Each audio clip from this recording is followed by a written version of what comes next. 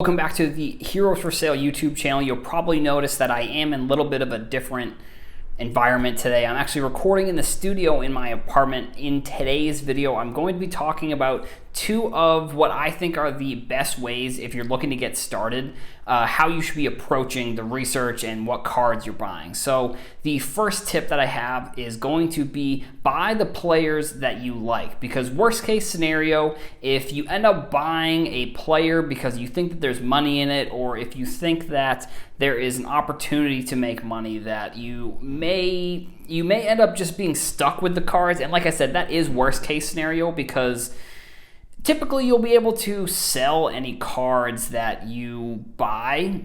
For the most part, cards don't usually go to zero. Now granted, there may be an opportunity where you buy at the peak of a card and it does go down for either 50% or it goes down a pretty significant amount.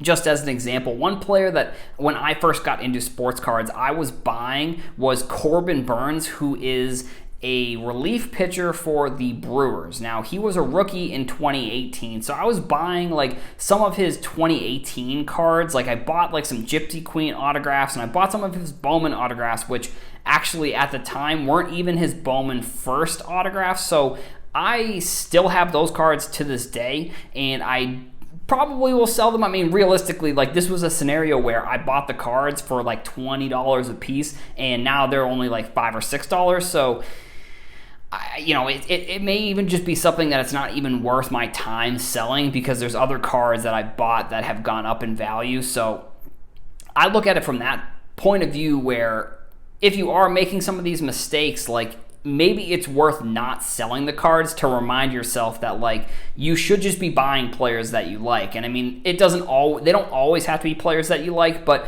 if you are just starting out, it's definitely much easier to learn about something that you enjoy. Like if you've ever been in school, like in college or high school, like the classes that, I mean, for myself at least, the classes that I always had the most trouble with were the ones that I just wasn't interested in the subject matter that was being taught, which for the most part in a lot of classes that was the case, because I mean, as someone who is maybe a little bit, I like graphic design and stuff like that, so learning about like math and science weren't, in high school at least, they weren't really my cup of tea. So, and it applies to sports cards. Like if you are a Red Sox fan and let's say you want to learn about Gleyber Torres, however you want to pronounce it, it may be harder for you to spend the time to learn about him if you are not a fan of his. Like if you want to look into a player and you're a Red Sox fan, like look into a player like, Mookie Betts was on the Red Sox, he's not anymore. You could look at a player like Rafael Devers, or you could look at a player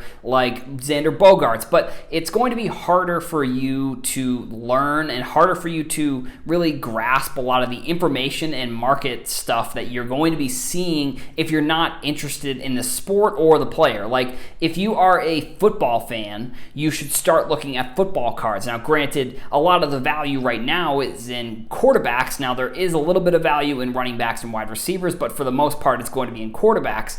Or if you are a baseball fan and you start looking into basketball, you may not understand certain nuances of the sport. Like you may not understand that a player like Jaylen Brown, I'm using a lot of Boston examples just because I'm a Boston fan, so you may not understand that Jaylen Brown is, even though he's not maybe the best player on the Celtics, he's a really good role player and he's a starter, and he's one of the more important pieces of that team in general. So you may not understand that if you don't follow basketball or you're a baseball fan. And I mean, vice versa. Like if you are a basketball fan and you're trying to get into baseball, you may not understand the nuances of each of the cards or understand why pitchers maybe don't have as much value as hitters, and why maybe a player who's later on in his career is a little bit older, like a player, for example, like Pete Alonso, like maybe people don't necessarily like his cards in some scenarios because he was a rookie last year and he was 24. He was a rookie in 2019 and he's already 24 years old. So like people look at that and they're more willing to put their money maybe into a player like Fernando Tatis, who's a little bit younger and making his debut. So there are nuances that you're going to be seeing when you are buying these cards, and that's why it's important to start by buying players that you like. Now, the second tip that I have is going to be starting small. So that essentially has two different meanings for me and two different meanings that I'm going to explain. So the first meaning of it is going to be how much you are learning and what you are consuming, first of all. So essentially what I would do is if you are a beginner and you're trying to look into players' rookie cards or just in general, but rookie cards are where I would start, first of all. I think I meant to make that point earlier, but rookie cards is where I would start, is because that has the most collectability, if that's a word. I don't know if that's a word or not, but we're going to go with it. Rookie cards always tend to have the most collectability and will have the value that you're looking for long term, where if you're buying a second or third year card, which I do think are interesting, those cards are not going to hold as much value if they're not like an autograph or a memorabilia card for some of these top players. So what you're going to want to do is you're going to want to take whichever player you're looking for. So let's go Jason Tatum. So you type in, you find what Jason Tatum's rookie year is, which was 2017. So then you type in 2017 Jason Tatum, and then that's going to give you a broad general look at the market. So you're going to find that there are cards that have different values, and I mean, for you it may be something where you want to take notes, or maybe it's something where you have a spreadsheet and you want to start putting things in, but you want to get a general feel for a player's market and what the kind of tiers you're going to see cards that you can either buy or that you might be interested in. I have my last video talking about which cards are important for basketball, so if you haven't checked that one out, definitely check that out. I'm also interested to see how you started when you were kind of learning. Like, what were some of the first steps? Because like for me, this was not what I didn't know this. So like for me, I don't even really remember what I did. And there was tons of mistakes that I made when I first started out. And that's why I'm trying to kind of put together some of these videos to help you out and help you maybe gain a little bit of knowledge faster and an easier to intake. Because back in 2018, there really were no resources there was Cardboard Connection, which was really good, and there was like the Blowout forums, and there was Reddit, but there weren't really any like large accounts, I guess you could say. And that's one reason why I actually started my Instagram, was because I was learning and I was trying to share the knowledge that I was learning. Back in the day, I was actually a graphic designer, and that was where my background came in. So you'll see if you go to my Instagram, so instagram.com/heroes4sale, or just go to Heroes for Sale and you go to Instagram, you'll see that a lot of my early content was actually reviews on designs of cards, because for me, that was what I was interested in. I wasn't as much interested in the market. I was interested in learning about the cards and kind of seeing the design of the cards themselves. So like if you look at some of my early content, you'll see that a lot of that was actually design reviews. But I did end up learning about the market later on, because that's when I kind of learned that there's a lot of money to be made if you are buying the right amount of cards. So if you are going to eBay and you're typing in, let's go Jason Tatum here. So Jason Tatum, you type in type in Jason Tatum and then you type in 2017. Doesn't really matter the order, but then you see what his market looks like in general, and that's where you can start looking at like what his budget or what budgets you have for certain cards are going to be. Now, if you want to go a step further and you type in PSA 10, that's going to give you a little bit more of a condensed market, because it's only going to give you the graded cards, which, you know, if you are starting out, it really is going to depend on your budget. Like I have one of the first videos I did was actually about how many cards you should be buying, and it all depends on the budget that you have and how much money you are going to want to spend on some of these cards. So the PSA 10 market is going to be more expensive than if you're buying them raw, but if you are looking to flip the cards or invest in the cards, going the PSA 10 route is probably going to be a little bit better than the raw market, just because they're going to be more expensive and you're going to be able to probably make a little bit more money on the either on the back end or the front end, depending on when you're selling the card. And raw cards, typically what people will do is they'll buy them and get them graded. You know, I actually just sent my first round of cards in to get graded for myself, so I don't have as much experience with that. There's tons of people that basically their business model is actually just grading cards, and they buy raw cards and they get them graded and then they flip them. So you'll have a general sense of what the market looks like for a player like Jason Tatum, or if you like a Donovan Mitchell, or if you like Luka, or any basketball player, any baseball player, football, hockey. Type in the rookie year of that player and then the player's name, and you're going to get a general sense of the market. And that's when you're going to start learning. So you can either go that route, or you can go with a specific year's worth of rookie cards and then learn that year as well. But I think you should be trying to find one product. So essentially what you would want to do, and I'd say doing it in this order probably makes the most sense to me, is find the rookie cards from that specific player and then figure out a card that's going to be in your price range. And then if you want to go in and look at that year's worth of rookies from that, that's a good strategy to kind of learn the market a little bit quicker. I mean, it's honestly, it's a process, so you're not going to be able to just know everything right off the bat. There's still stuff that I'm learning. There's still,